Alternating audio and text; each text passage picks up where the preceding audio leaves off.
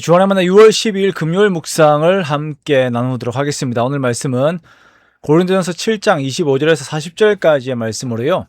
하나님 나라를 기다리는 삶이라고 하는 제목으로 함께 묵상을 나누도록 하겠습니다. 자, 오늘 본문에서는 하나님의 나라를 기다리는 자들의 삶의 우선순위에 대한 내용들을 말씀을 하고 있습니다. 우리가 오늘 본문을 읽다 보면 혼돈이 올 수가 있습니다. 사도 바울이 결혼의 문제에 있어서 마치 비혼을 장려하는 것처럼 보여질 수가 있기 때문입니다. 32절 이하를 보면 장가를 간 자들은 어떻게 하면 아내를 기쁘게 할까라고 하는 마음이 있고, 시집을 간 사람들은 어떻게 하면 남편을 기쁘게 할까라고 하는 생각에 주를 향한 마음이 덜해질 수 있다라고 이렇게 말씀을 하고 있습니다. 그래서 이러한 내용들로 마치 결혼을 하지 않는 것이 더 거룩한 것이고, 결혼을 선택하는 것은 세속적인 것처럼 이제 우리 이 본문을 통해서 잘못 생각할 수가 있다라는 것입니다. 오늘 바울은 성도들에게 결혼에 대한 여러 권면들을 하고 있습니다. 아직 결혼을 하지 않은 사람들은 어떻게 사는 것이 좋은가? 이미 결혼을 한 사람들은 어떻게 살아야 하는가? 약혼한 사람들은, 과부들은 어떻게 살아야 하는가? 등의 내용들이 있지요.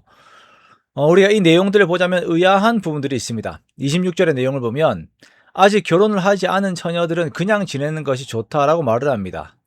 결혼을 하지 않고 독신으로 지내는 것이 좋다라고 말을 하는 것이죠. 이것을 어떻게 이해를 해야 하는지 우리는 질문을 하지 않을 수가 없는 것입니다.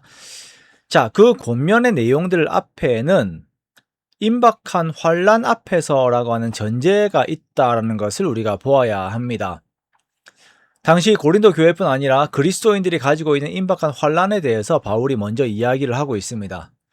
자, 이에 대해서 어떤 학자들은 이 환난이 주후 51년경에 있는 심각한 기근과 그로 인한 사회적인 혼란을 의미하는 것이다 라고 말을 하기도 합니다.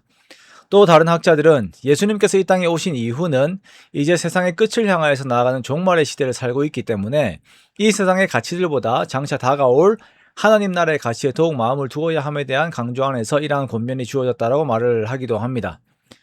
자, 우리는 이것을 보편적인 종말론과 역사적인 사실관계 안에서 함께 보아야 합니다. 당시에 그 초대 교회 성도들은 예수님께서 오실 날이 기한적으로 얼마 남지 않았다라고 생각을 하였습니다. 이러한 입장은 바울도 마찬가지였을 것이라는 입장이 있습니다. 자, 그리고 이러한 현실적인 사회적 변화들과 박해 앞에서 어떤 새로운 신분의 변화를 생각하는 것보다 현재 부르심 안에서 머물면서 주님 안에 있는 것이 더욱 유익하다고 판단하는 바울의 목회적 권면이 있는 것입니다. 현재 부르심 안이라고 하는 것은 이제 지난번에도 말씀을 드렸던 것 같은데요. 예수님께서 이제 성도로서 부르셨을 때, 주님을 영접하였을 때 자기가 처해 있는 그 상황들을 말하는 것입니다. 뭐 독신이든지 결혼을 했다든지 등등의 그 상황들을 말하는 것입니다. 자, 28절에 보면 장가를 가는 것과 시집을 가는 것이 죄는 아니다라고 말을 합니다. 그러나 이러한 결정이 장차 다가올 환난 앞에서는 고난의 여정이 되는 것입니다. 실제적으로 고린도 성도들이 고린도 사회에서 신앙을 선택을 하게 되면 뭐 상인 조합에 쫓겨난다든지 또 사회적인 어떤 그 결속 관계 가운데서 쫓겨나기도 하였습니다. 또한 앞에서 말씀을 드린 그 기근도 그들에게 기다리고 있었습니다. 서기 64년에는 네로 황제로 말미암은 대대적인 박해가 시작이 되기도 하였지요. 자, 이러한 상황에서 자녀를 양육하며 또한 그 자녀들이 고통을 받는 것을 함께 바라보면서 신앙생활을 하는 것이 너무나도 힘든 상황들이, 실제적인 상황들이 되는 것입니다. 그래서 바울은 목회적인 방향 안에서 성도들을 아끼는 마음에서 지금 있는 상황을 유지하는 것이 장차 다가올 환난을 대비하는 것에 유익하다라고 이렇게 목회자적인 권면을 하고 있는 것입니다. 자, 그러므로 우리는 이러한 당시의 상황들을 두고 독신과 약혼과 결혼 등에 대한 말씀들을 이해를 해야 합니다.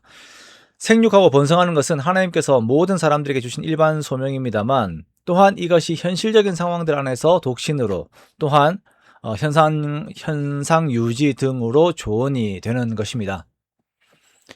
바울이 이러한 조언을 하는 가장 큰 이유는 장차 다가올 하나님 나라를 바라보아야 하는 성도들의 시각이 정말 신앙 중심으로 그 자리에 서 있어야 하는 성도들의 그 신앙적인 입장이 현실의 고통으로 인해서 흐려질까 하는 염려 가운데서 이러한 조언들을 하고 있는 것입니다. 성도들의 매일의 삶은 장차 다가올 하나님의 나라를 바라보는 시각 안에서 살아 나아가야 합니다. 이것이 꼭 결혼의 문제뿐 아니라 사회의 모든 현상들을 바라보는 시각의 기준이 이렇게 되어야 합니다.